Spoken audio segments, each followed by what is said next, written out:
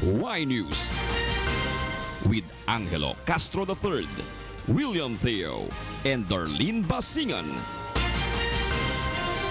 Good evening. The Armed Forces of the Philippines remains firm that it did not commit any violation of the rule of engagement during the Marawi conflict. This following a report from Amnesty International accusing the Armed Forces of the Philippines of human rights violations during the siege. Rosa Licos will tell us why.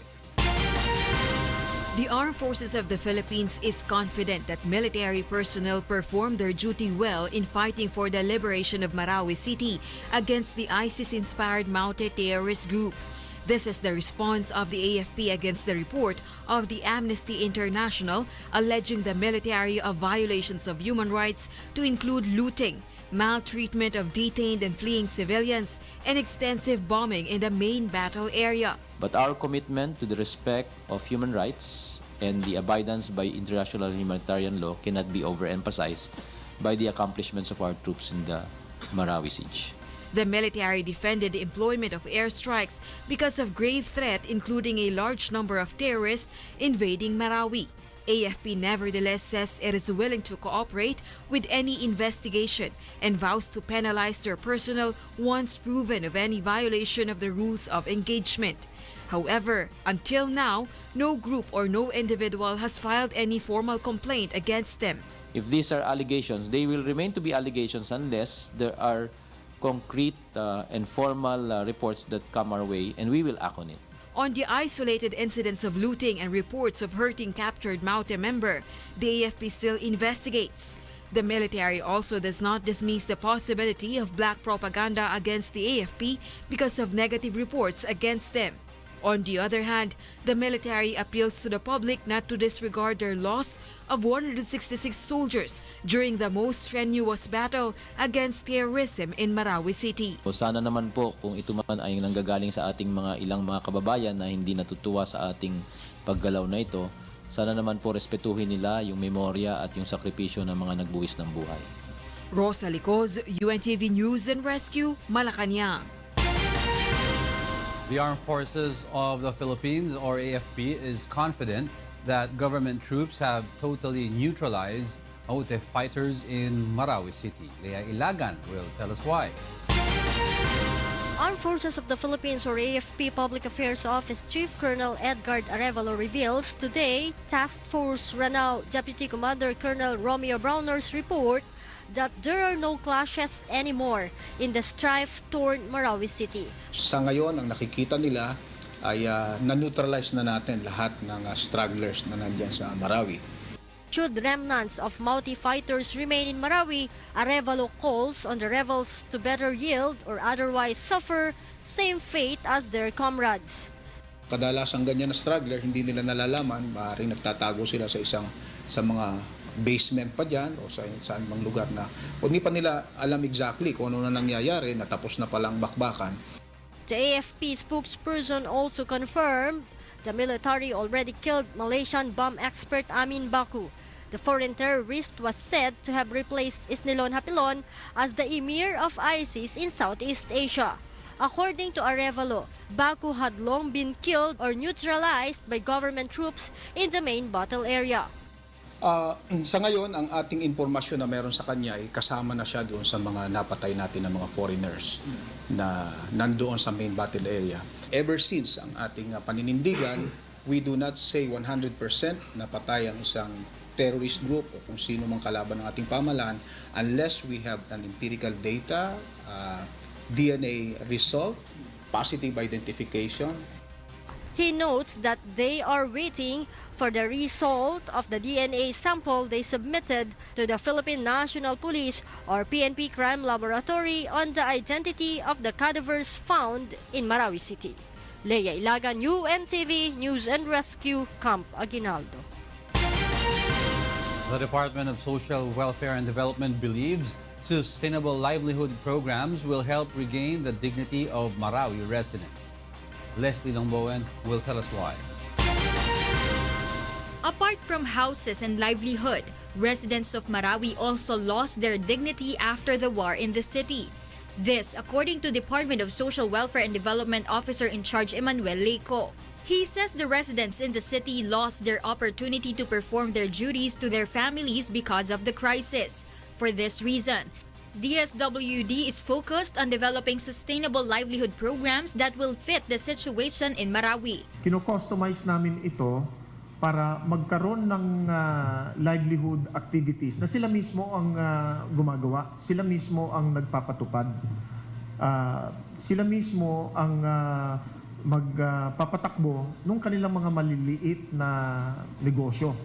Kasi nakita naman namin na pwede namang sa Marawi ginagawa pero ang merkado nila nasa labas. DSWD hopes that through the program, residents will be able to regain their dignity. Pagka nabalik sa kanila yung kanilang economic activities na kumikita na sila, unti-unting babalik yung kanilang dignidad kasi nakakatayo na sila. Mas mahusay na bigyan natin sila ng pagkakataon para tumindig sa sarili nila kaysa dun sa binibigyan lang. Apart from this, DSWD suspends the conditional cash transfer or Pantawid Pamilyang Pilipino program for Marawi residents until March 2018. Meanwhile, Cash for Work program, feeding and other assistance of the department continue. Leslie Longbowen, UNTV News and Rescue, Quezon City. Meanwhile, other countries commend the armed forces of the Philippines for defeating the terrorist mounted group in just a short period of time. Here's why from Leah Ilagan.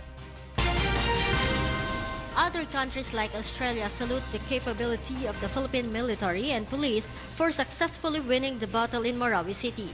They said the government forces were able to neutralize the multi-terror group despite having few numbers of troops.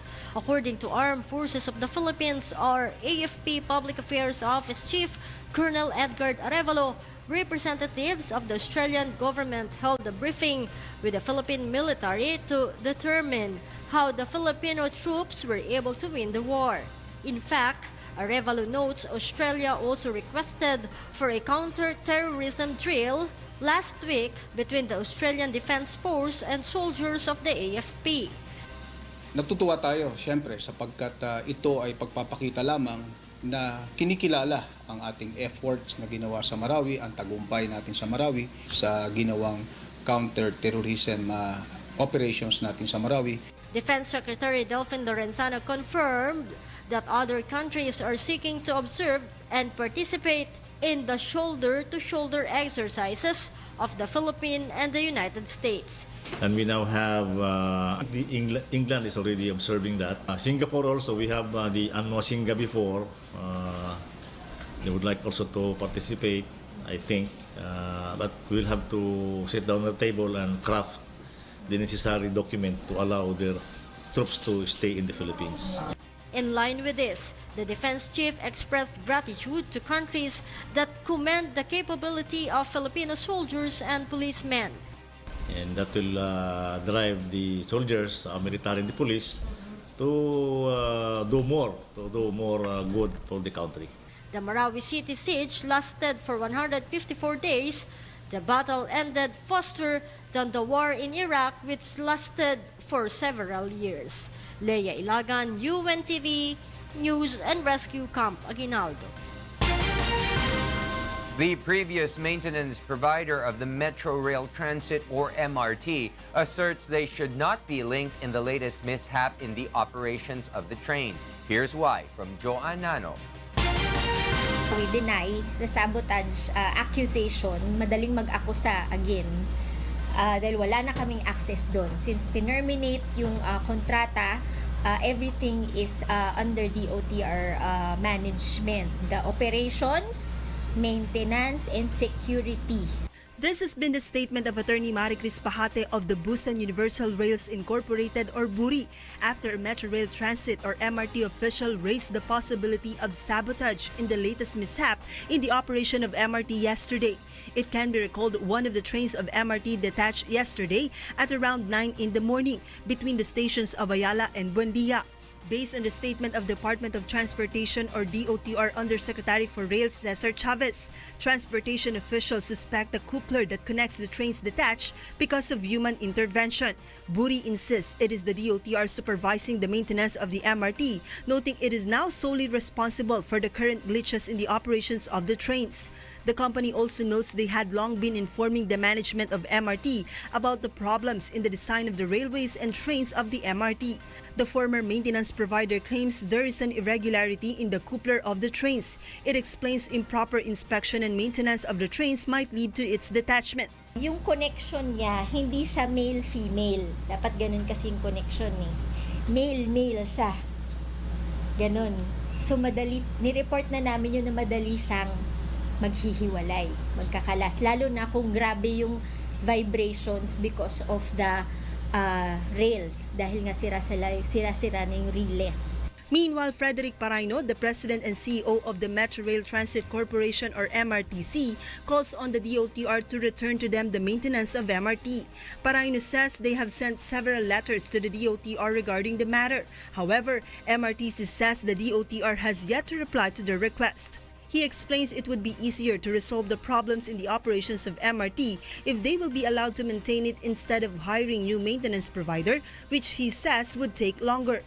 We are a private corporation and we own the system. It is part of our obligation to do the maintenance. So we can immediately bring in Sumitomo without having to go through the rigors of a government procurement act. So we can actually, if government will agree to it, we can bring them in tomorrow. It was in 2012 when the leaders of the then DOTC removed from MRTC the supervision of the maintenance of MRT. This was because the government claims the amount it then paid to Sumitomo was too expensive. Sumitomo was MRTC's partner in the maintenance of MRT. Joanano, UNTV News and Rescue, Makati City. Senators urge MRT management to change its bidding process and concentrate more on the maintenance of the train system following a series of errors and accidents involving its trains. Nel Maribuhok will tell us why. Senate Majority Leader Vicente Soto III is not buying the idea of stopping or suspending the operation of MRT Line 3 just to give way for assessment and repair works. Masyadong mahihirapan ng riding public basta sinara mo. Sabi ko nga sa inyo, magkakatalo sa maintenance eh. Kung masigasig at full blast ang pag-asikaso nila ng maintenance, hindi mangyayari lahat yan. For his part, Senator Gringo Anasan believes that aside from failure in maintenance system, another problem is the government's poor bidding process which hinders it from getting high quality and reliable services. Tama rin si Presidente. Yung bidding, yan ang one of the mothers or the sister of corruption eh. Ipabagsakan ng presyo, you sacrifice quality. The two senators believe the current state of the MRT trains and services cannot be accounted to the present administration only or to Transportation Secretary Arthur Tugade. It's a problem of cumulative errors in policy decisions. Hindi ito kasalanan ng isang administrasyon. Marami siyang minana doon sa mga hindi matinong nangyari sa nakaraan. According to Soto, the MRT problem is likely to be discussed in Senate once it resumes its deliberation on the request to grant emergency powers to the Duterte administration. The proposed emergency power is now on second reading in the upper chamber of Congress. Nel Maribuhok, UNTV News and Rescue, Senate of the Philippines. Beginning next week, the Metropolitan Manila Development Authority will strictly implement along EDSA the motorcycle lane and the yellow lane for public utility vehicles. Rajela Dora will tell us why.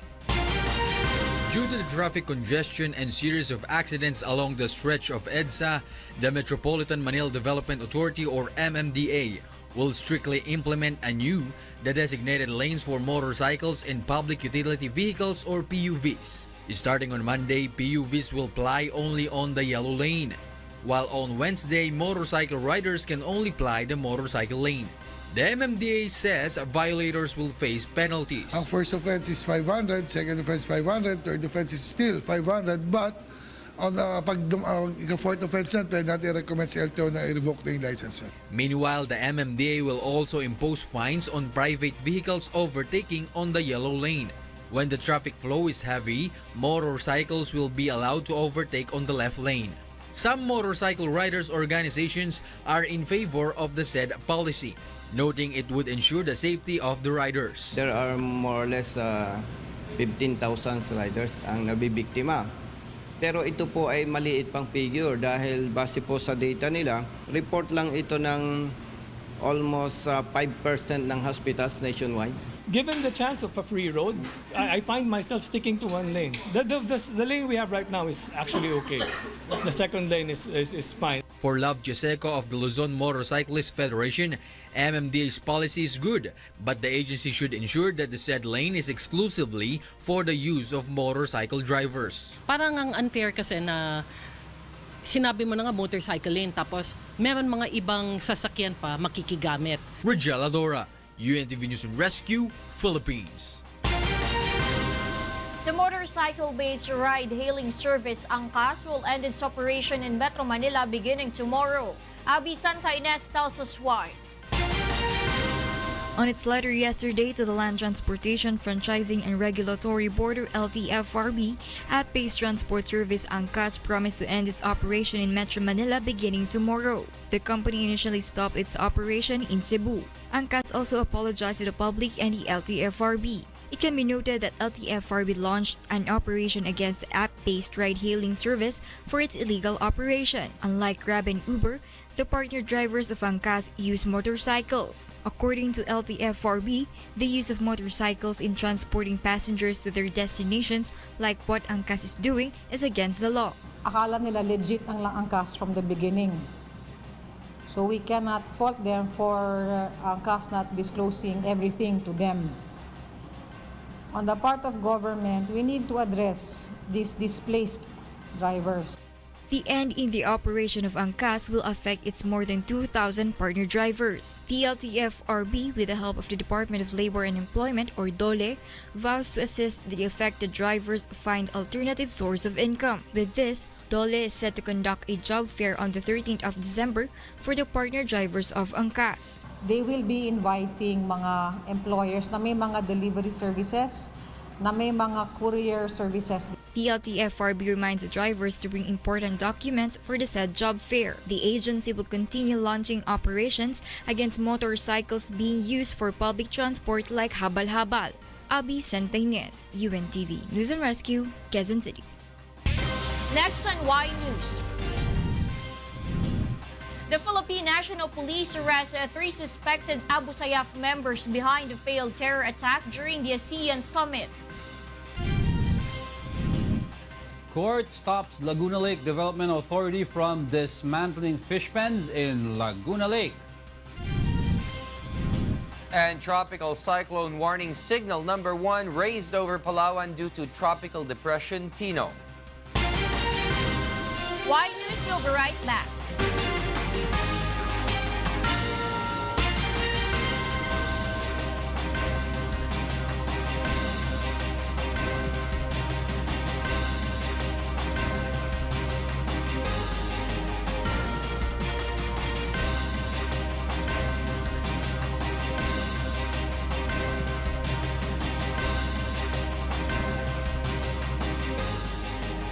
A migrant workers group claims the recently signed Migrant Workers' Rights Protection during the recently concluded Association of Southeast Asian Nations or ASEAN Summit will not benefit migrant workers. Here's why from Grace Kasi. Non-binding at kung babasahin po natin yung content ng consensus, lagi pong pinapaulit-ulit doon yung usapin ng subject to the rules, regulations, and laws of the receiving countries. So ano yung paano natin masasabi na mapoprotektahan. Tsaka yung mekanismo yun yung kulang pa din sa content. This was the claim of Migrant International spokesperson Arman Hernandez concerning the recently signed census on migrant workers. During the Association of Southeast Asian Nation or ASEAN Summit, he claims the agreement as toothless. Labor and Employment Secretary Silvestre Bello III meanwhile says the mechanisms for the consensus are set to be laid down in the bilateral agreement of the ASEAN countries. This will now give reason for all the member states to come up with bilateral agreements among each other, so that these agreements will now provide the protection and promotion which will be legally binding. For Madeline Agostillo, who has been working in Singapore for 2 years now, the said consensus is good news to her, although it has no mechanisms yet. Masaya po kami sa naging resulta kasi po mapoprotection na po yung mga tulad naming mga OFW. Mababawasan yung mga biktima ng pang-aabuso ng kanilang mga amo. Meanwhile, Celia Veloso is disgruntled as she heard no news from President Rodrigo Duterte about the fate of her daughter Mary Jane, who is currently on death row in Indonesia.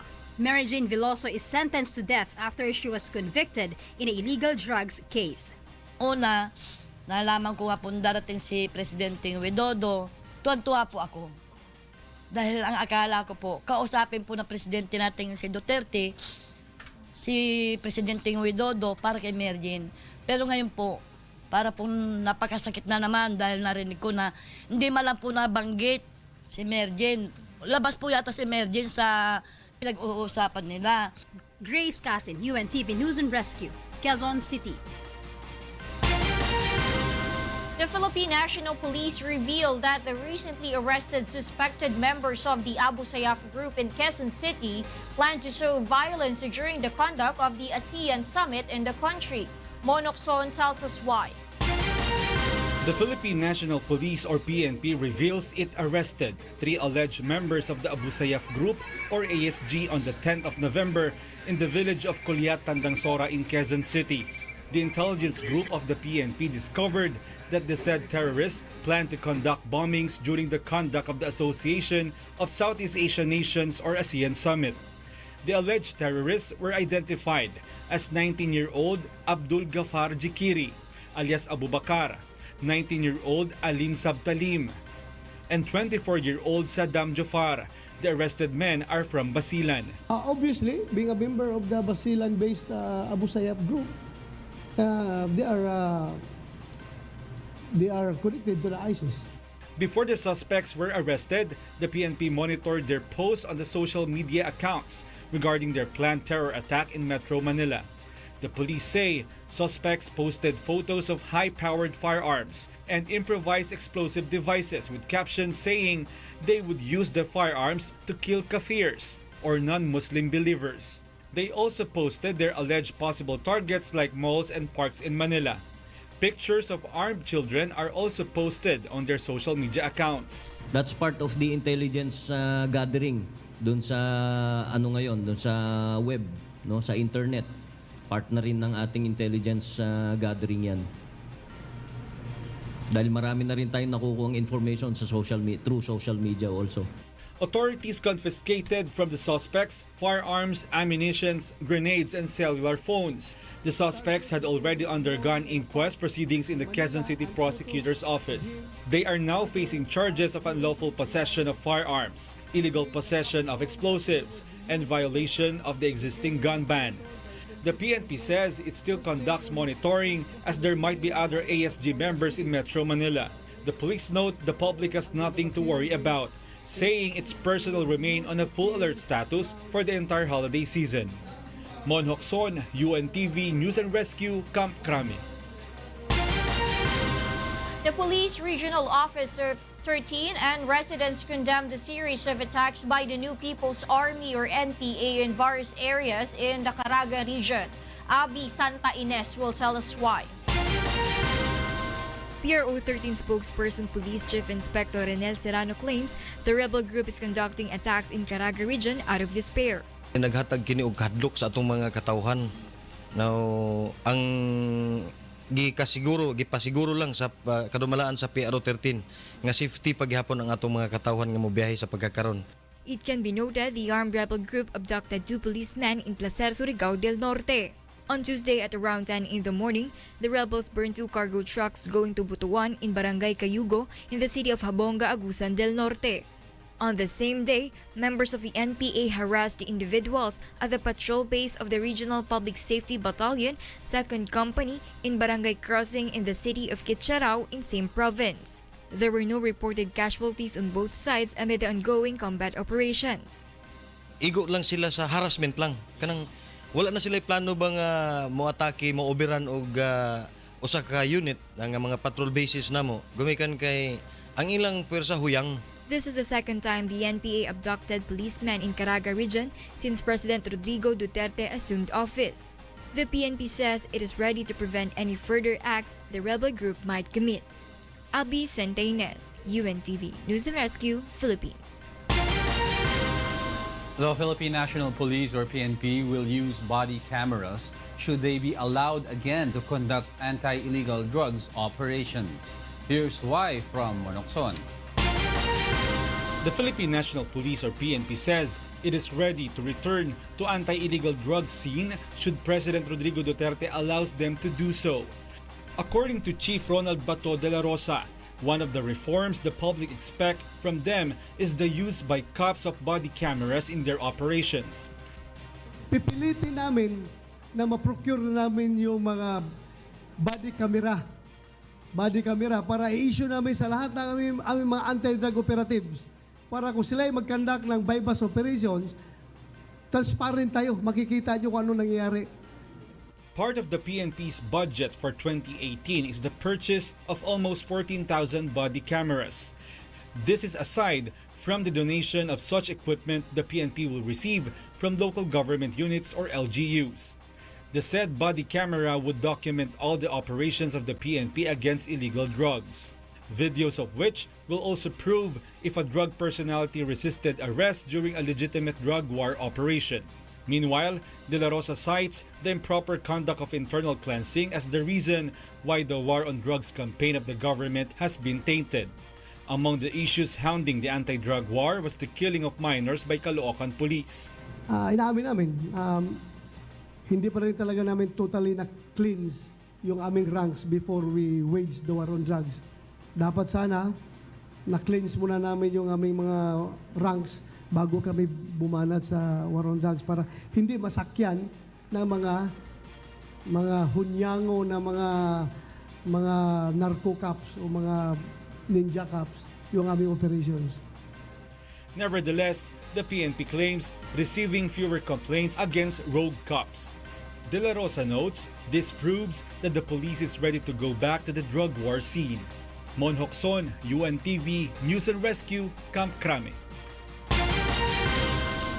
Following Senator Franklin Drilon's proposal to divert the 1.4 billion peso war on drugs budget to the housing project for police personnel, PNP Chief Ronald Bato de la Rosa says he prefers to place the said budget to the PNP's anti-terrorism drive. De la Rosa points out that they want to focus on fighting terrorism so that what happened in Marawi City will not happen again. More than the personal needs of my policemen, I would rather cater to the pressing needs of the community, which is the safety and security of the community. Solicitor General Jose Calida has asked the Supreme Court to dismiss the petitions challenging the so-called war on drugs of the Duterte administration. Roderick Mendoza will tell us why. The Office of the Solicitor General has sought the dismissal of the petitions against the war on drugs. In their comment, Solicitor General Jose Calida says the petitions lack merit. Calida argues the circulars issued by the Philippine National Police implementing Project Double Barrel and Oplan Tukhang were not unconstitutional.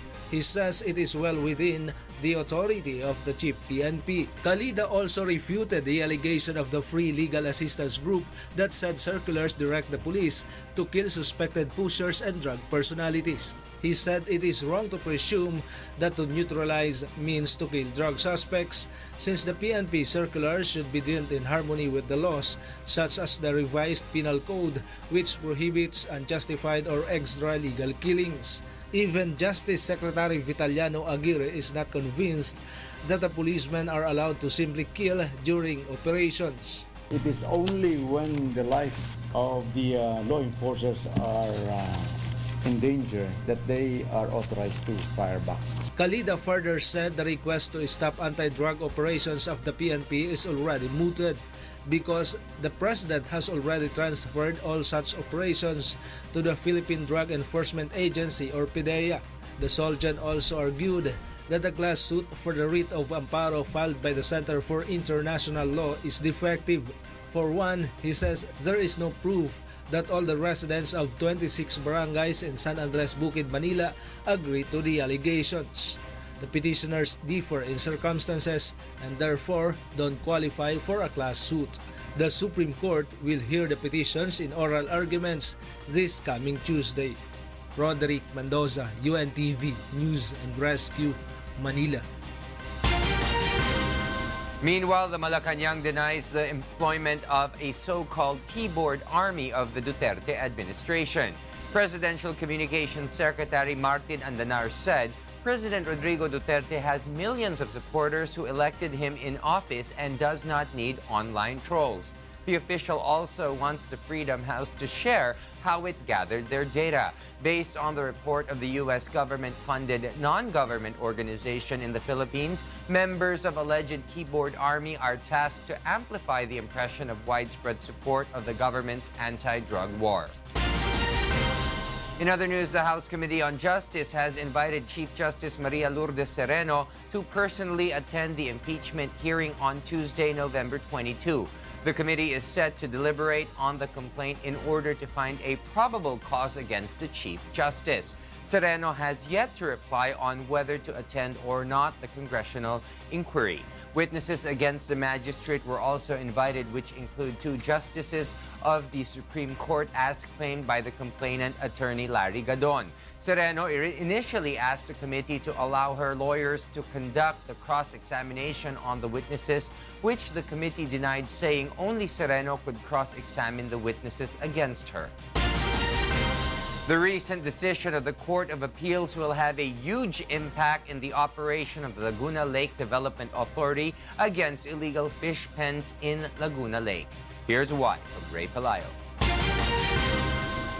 The Court of Appeals affirmed last October the preliminary injunction ruled by the Malabon Regional Trial Court Branch 170 in Malabon on May 13, 2014.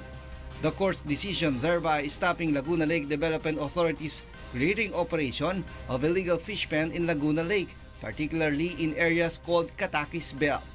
Notice of award were given to operators in the said area during the term of then LLDA General Manager Calixto Katakis in 2003. But the LLDA board declared that those areas are outside of the zone mapping plan or ZOMAP and beyond the carrying capacity of the lake. In other words, they were declared illegal by the LLDA board.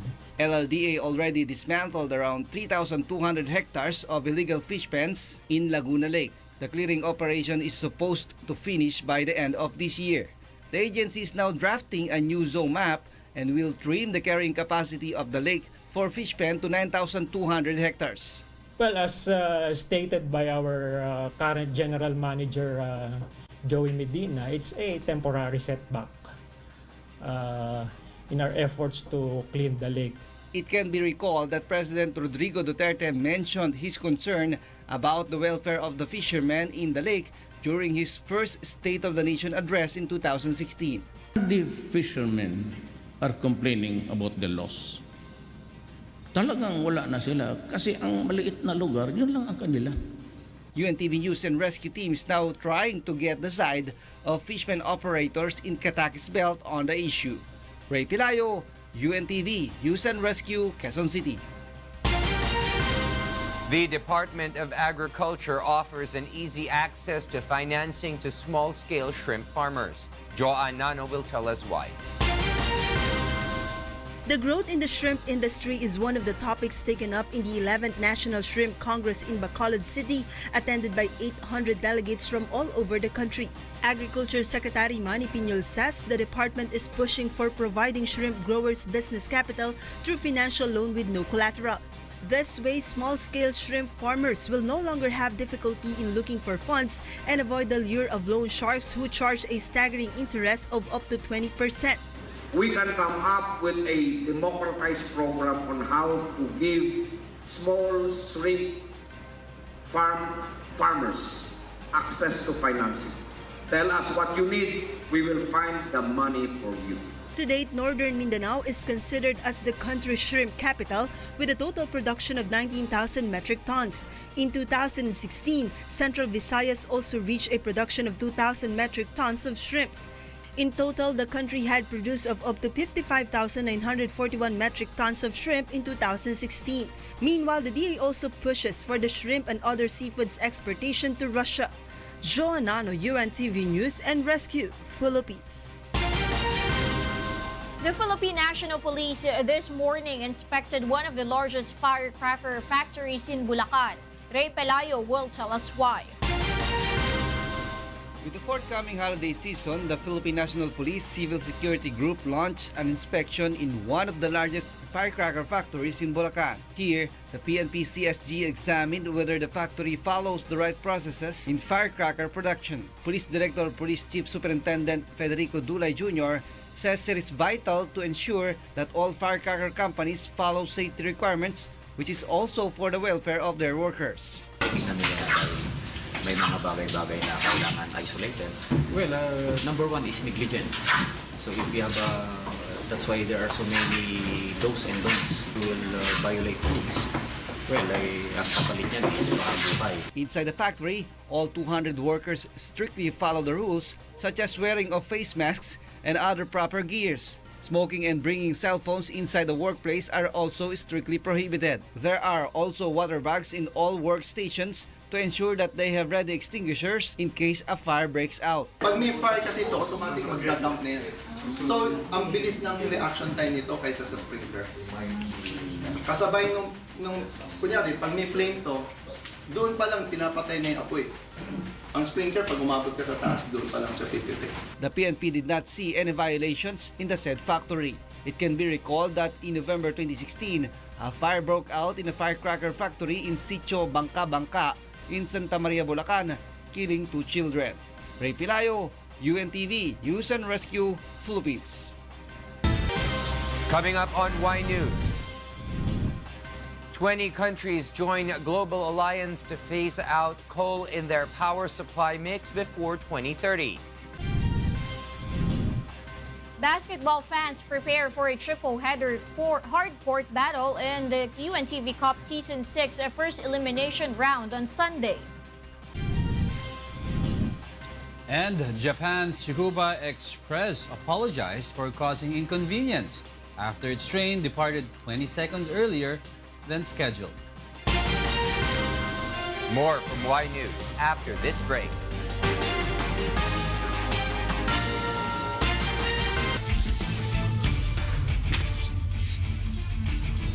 Malacañang PSC Kamao targets a clean record in the first round elimination of the UNTV Cup Season 6. Meanwhile, the BFP Firefighters gears up for 2 wins in a row.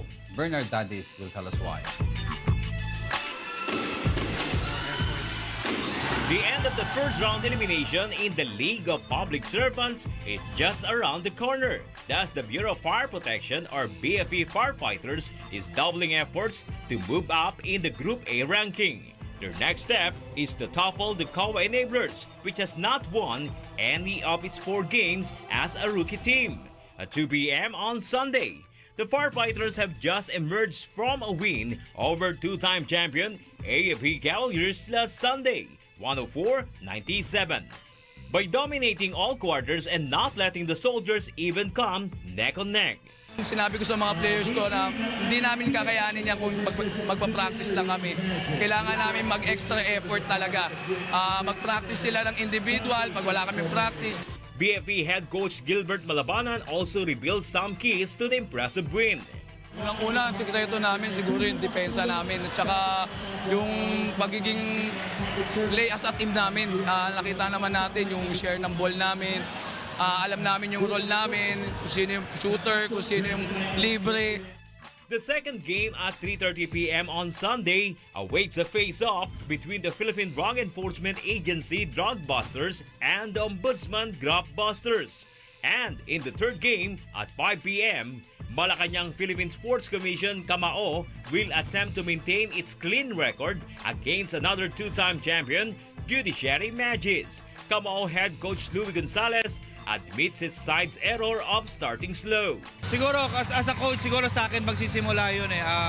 I need to start na siguro ibahin ko muna yung approach ko sa practice plan. Watch Sunday's triple header live at the Pasig City Sports Center with live streaming via UNTVweb.com. Bernard Daddies, UNTV News and Rescue, Philippines.